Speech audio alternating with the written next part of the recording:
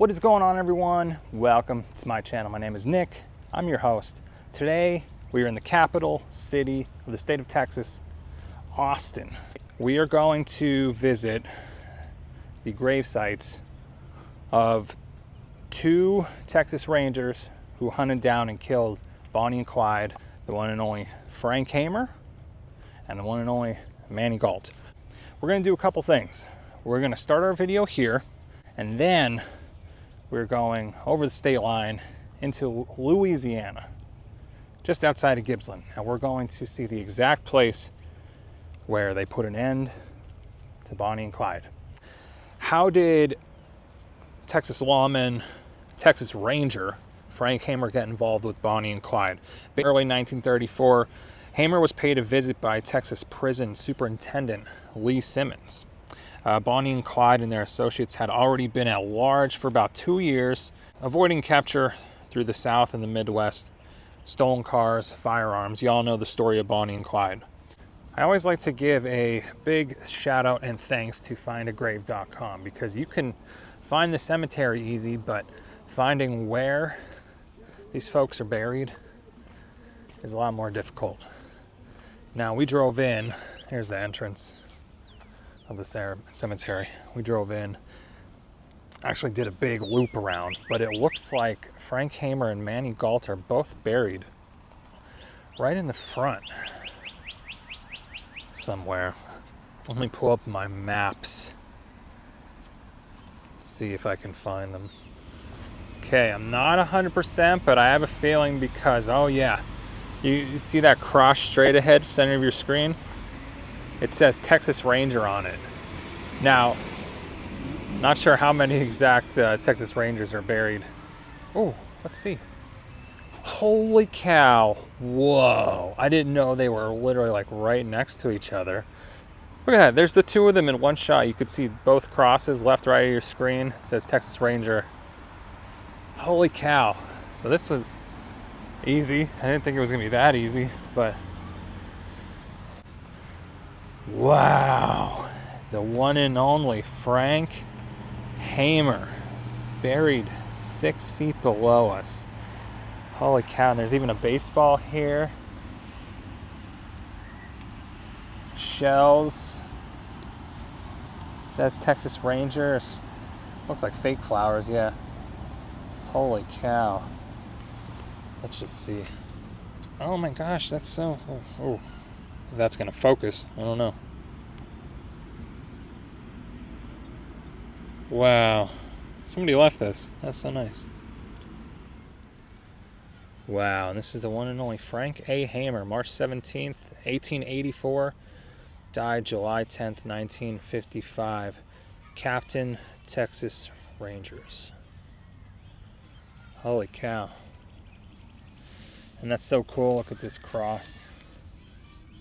Texas Ranger. Wow. Didn't think I would see this. Now, another cool fun fact too, when Frank Hamer decided, okay, this is what I'm going to do, I'm going to go on the hunt for Bonnie and Clyde, he basically did everything he could to learn more about Bonnie and Clyde. Obviously, like I said, he knew who they were, like most of the country did back in the 30s, but he wanted to know Clyde's path, his path through Texas, Louisiana, Mississippi, you know, Kansas, all of his stops, and he kind of kept him on the trail for a good while. Frank Hamer officially retired in 1949 and lived out the rest of his days in Austin. His death July 10th, 1955. Man, I always find that sad when people wait for how long to retire and then they pass away a few years later. I guess that's what happened. But yeah, 6 feet below us. Now, right after they killed Bonnie and Clyde, not only Frank Hamer, Manny Galt, but the entire posse had so much media attention on them. What's funny is they actually, well, not that it's funny, but it's kind of a funny story. Here in Austin, they had a Hamer and Galt celebration day for their efforts in hunting down and killing Bonnie and Clyde. And they decided not to show. They didn't want any part of it. They were actually, and this is shown in the Highwaymen movie too, but they were given like offers, you know, thousands of dollars of offers back in 1934 to discuss how they killed them and hunted them down and stuff, and they wanted no part of it. Yeah, Frank Hamer lived a pretty crazy life. It was like he was born to be a Texas Ranger. Interesting fact that I was reading during my research of this, but this man right below here was shot 17 times, was left for dead 4 times, yet he still stuck around and lived to be an older man. Would definitely go down as one of the greatest lawmen of all time, and he's definitely known throughout the state of Texas for sure. But when you come to think of Texas Rangers, at least in my mind, he's number one, and I'm sure that he is with a lot of other people too. Funny enough, there's a Texas Ranger Hall of Fame in Waco, Texas, which is about, I don't know, an hour and a half north of here. Frank Hamer and Manny Galt are both in the Texas Ranger Hall of Fame. So Mr. Hamer's buried right here, and I believe Manny Galt is right over this way. Should be. Ben, Manny Galt, Texas Rangers. And look at that. 1886 to 1947, Captain, Texas Rangers. And here too, lots of coins, bullets, holy cow, that's cool. Little medals, and of course, the Texas Ranger sign. So Manny Galt was born in 1886, Travis County, Texas, not too far from here actually, but he grew up a little bit different than our friend Frank Hamer over there. Like I said, Frank Hamer, kind of to me anyway, was like born to be a Texas Ranger. Manny Galt's a little bit different. He began his career, believe it or not, in a furniture manufacturing plant, but he was neighbors with Frank Hamer, so they got to be buddies over the years, and he would actually go on these little trips with Frank Hamer and kind of try to bust people sneaking moonshine and all that. It's a true story, by the way. And then he enjoyed it so much that I think in 1929 he decided to officially become a Texas Ranger. And then they would all meet up together and go on the hunt for Bonnie and Clyde. Here's another shot. Look how close they are together. Friends in life, friends in death. They are just a few feet away from each other.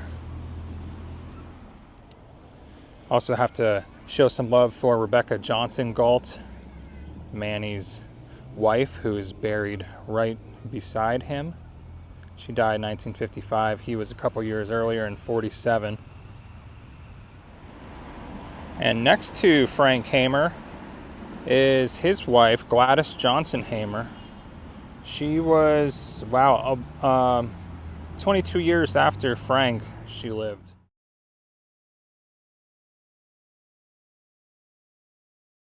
We're going to visit actually another gravesite in the Bonnie and Clyde story. It's the gravesite of Ted Hinton, who was the youngest deputy sheriff that was part of the original posse that killed Bonnie and Clyde. He's buried in Dallas, so let's go back to Dallas.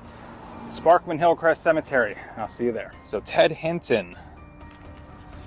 If you know the story of Bonnie and Clyde, he's a very popular name, kind of like Frank Hamer, who, you know, was the leader of the posse who went and killed Bonnie and Clyde. But Ted Hinton basically was a Dallas deputy sheriff. He was the youngest in the group to kill Bonnie and Clyde.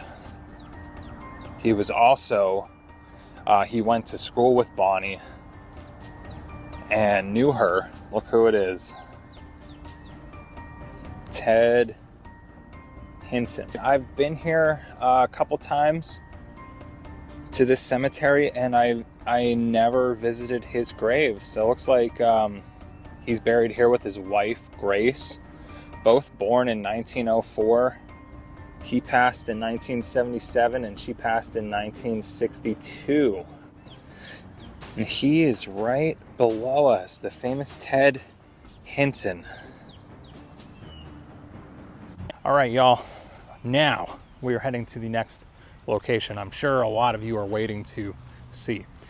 We are heading over to outside Gibbsland, Louisiana, where the posse hunted down, finally put an end to Bonnie and Clyde. A lot of people think it's, you know, plain murder. Well, we have to remember the law wasn't like it was today back in 1934. Told, go hunt down Bonnie and Clyde. They did what they did. Either way, it's gonna be a drive, but I'll see you there. Friends, we made it to the town of Gibbsland, Louisiana. Right behind me is the famous, and yes, not only is it famous throughout the United States, but especially here in the town of Gibbsland, Louisiana, the Bonnie and Clyde Ambush Museum, which is about 5 to 10 minutes or so down the road from the death site. So what we're gonna do, we're going to go take a peek in the front of the building, not go in it because I've toured it in the past. If you want to see that video, it'll be at the end. We're gonna go take a peek in the front because that's where Bonnie and Clyde had their last meal. Then we'll go down the road to the death site, and then we'll come back here to see the gas station where Frank Hamer, Texas Ranger, made the final call that said Bonnie and Clyde are officially dead. Let's go. Welcome to historic Gibbsland.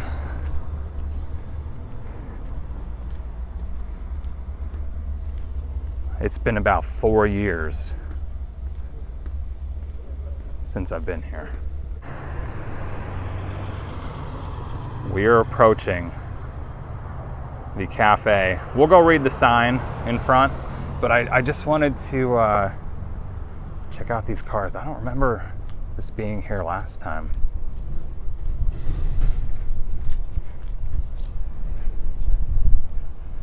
That's cool.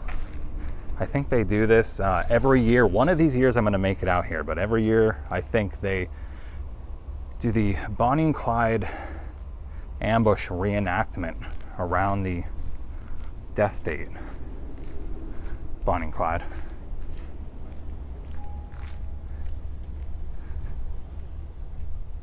Man, this is it. This is where they would have their last meals. And I guess you can still get ice cream and shakes here. The cafe. Historical site. This is the location of Ma Canfield's Cafe where Bonnie Parker and Clyde Barrow stopped 9 a.m. May 23rd, 1934. They picked up sandwiches and drove off to their deaths 7 miles that way.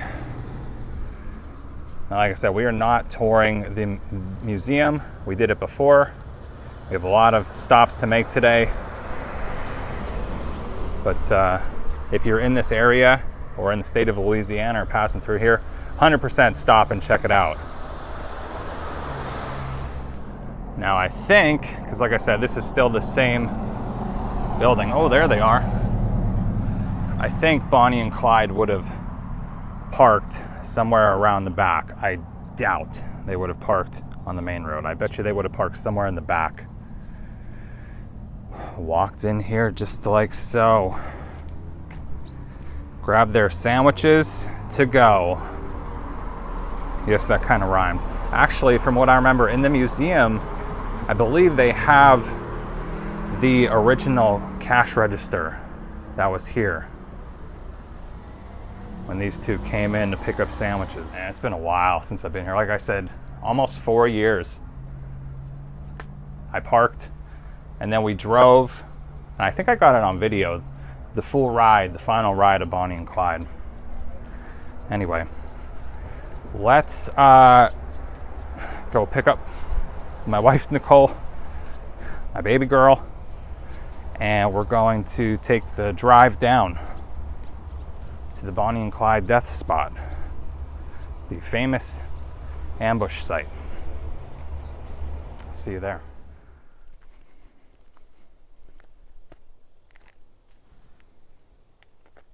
We're here. Bonnie and Clyde ambush site. It's been a little bit.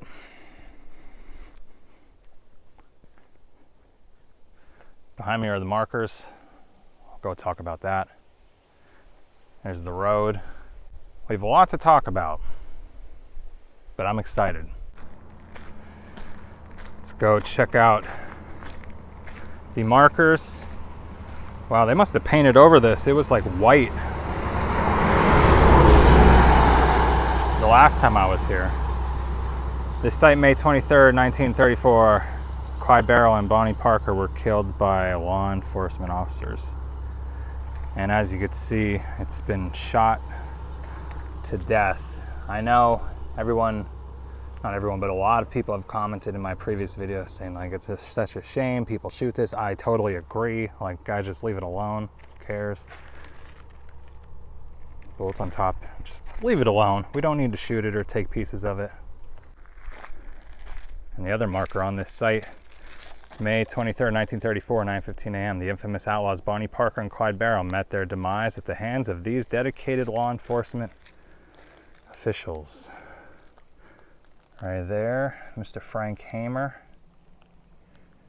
Manny Galt, some Louisiana guys. And then right there, the youngest of them all, Deputy Sheriff Ted Hinton, who I've also seen his grave. He's in Dallas by me. If you want to see his grave, check out my 3-part Bonnie and Clyde series. Lest we forget these brave and vigilant conservators of the peace.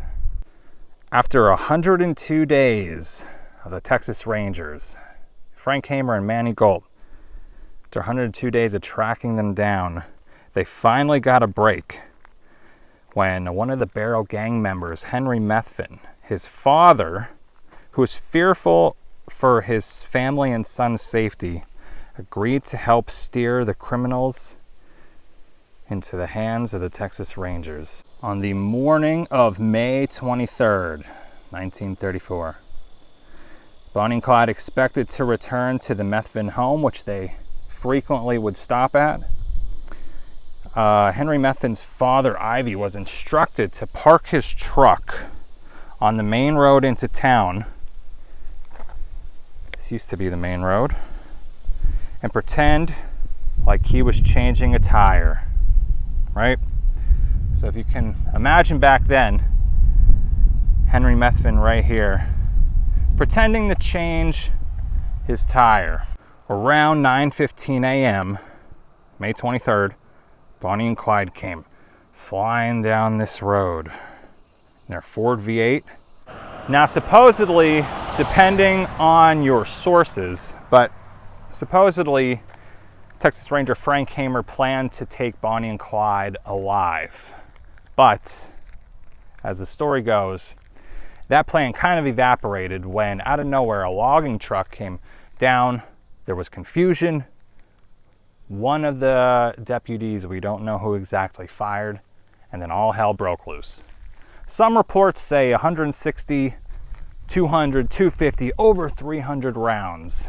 No one's exactly sure of the right number.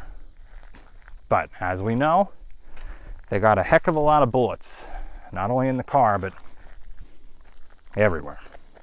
Now, if you've ever seen the Netflix movie The Highwaymen, starring Kevin Costner, Woody Harrelson, they play Manny Galt and Frank Hamer. Such a great movie. Almost all the way accurate. There's some things that are not at the end, but mostly accurate. I apologize if I'm sweating profusely. It is 90-some degrees out here in Louisiana, middle of nowhere. Anyway, they actually came to film out here, right here. Covered this entire road with dirt, which is actually pretty cool. And also, back then you could see, well, now you could see this is so much wider today. It's funny, I'm standing in the middle of this road, and like I said, I maybe seen like 3 cars come by. Anyway, this is a lot wider today, so what they wanted to do was make it look like it did back then, so they brought all these fake trees coming in this way and this way to make the road look like it did back then. And then I believe they would have had them set up over here. But they built the blind. I think the actors were set up over here. They probably would have, actually they probably would have built it right here. Well, there's the actual woods line, but I'm sure since they built this out, the actors would have been set up behind the blinds, basically where I am now. And in the movie, kind of sticking very much to real life, we would have seen the car come down. In the movie, like I said, not 100% accurate, because this didn't happen in real life, but in the movie, Kevin Costner, Frank Hamer in the movie, walks out from right about here, comes in front of the road, and I think he says in the movie, put him up. And Bonnie and Clyde are sitting right here in the car. Shots fired, and then the car pulls right here. And this is where they get out to look at the bodies. After the deed was done, Frank Hamer would drive 10 minutes back that way, back to the town of Gippsland, and make the famous call at the gas station where he called Texas and said, Bonnie and Clyde are dead. Let's go there next.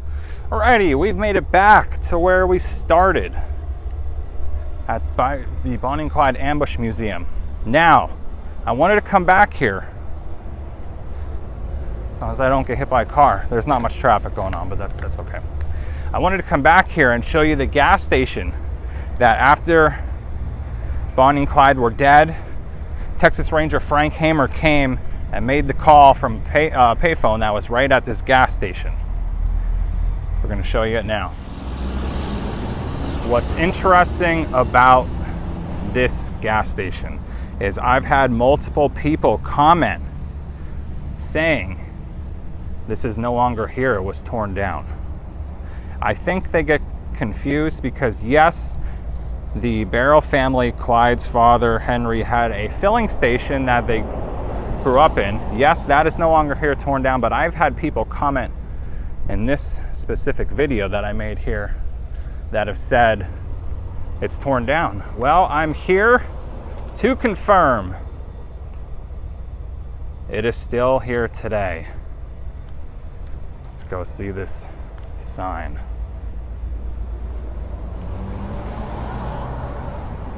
From the payphone where you are standing, Texas Ranger Frank Hamer called Colonel Lee Simmons and said, "Then job is done. Bonnie and Clyde are dead. The bodies will be in Arcadia, but none of the officers were injured, and it's over." Little did the officers realize the real story will live forever. It's still living on today.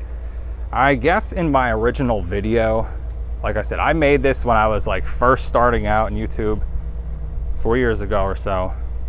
I guess I said, because enough people commented, I must have said these pumps were original. People were going nuts in the comments. More than 50 comments alone, I would say, called me out saying, those are not original pumps. Those are from the 60s or whatever. Okay, people, it's pumps, who cares? But I'll go with you. These are not the original pumps. But the original building is still here. I can't believe it's still here. May 23rd, 1934, Frank Hamer would have driven down this road. Probably would have parked right where we are. Frank Hamer walked to about here. There would have been a phone called. The job is done. Bonnie and Clyde are dead. Right here. Man, you know, it hasn't changed much in 4 years. Like, I remember talking about this last time, saying like, wow, look how caved in. This roof is going to go eventually, but you know, 4 years later, it's still just like it was back then. Huh. Pretty cool stuff. Oh, there's Nicole and my baby. Well, I'm still glad to see this gas station is still here today. Obviously, I'm glad to see the Ambush Museum is still here. I don't think that's going anywhere anytime soon. Well, everyone, that's gonna wrap it up for this video. If you liked it, go ahead and hit that thumbs up button again. And I hope if you like Bonnie and Clyde videos, I have an entire Bonnie and Clyde playlist. It'll come up here. I also have an entire dark history playlist. More cool locations. Hope you check them out. Anyway, have a good one. I'll see you in the next video.